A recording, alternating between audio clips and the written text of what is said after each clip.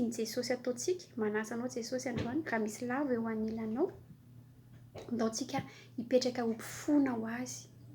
Ndaontsika raha mahita olona tsy lafaka dia hivavaka ho azy ireny, ho mpaminangana azy ireny.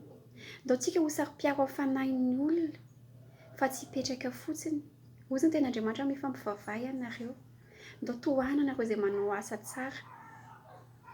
Aokantsika tsy hiady hevitra, tsy ho be resadresaka, tsy ho andany fotoana amin'ny resaka tsy mahasoa fa ndaontsika anarina manodidina antsika. Satria ny tanjontsika dia ho any amin'ny ilay mpahary antsika.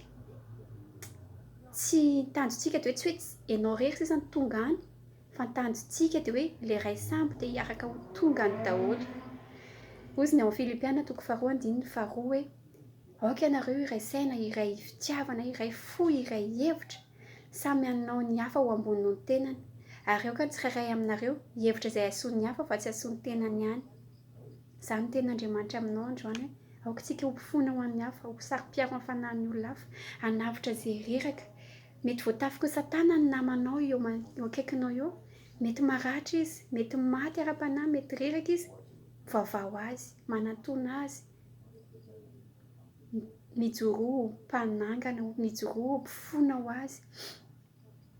Mba tsy ianao rery no tonga any fa hitondra ny namanao manodidina anao, ianao hiaraka aminao ho any amin'Andriamanitra, any amin'ny destination finale.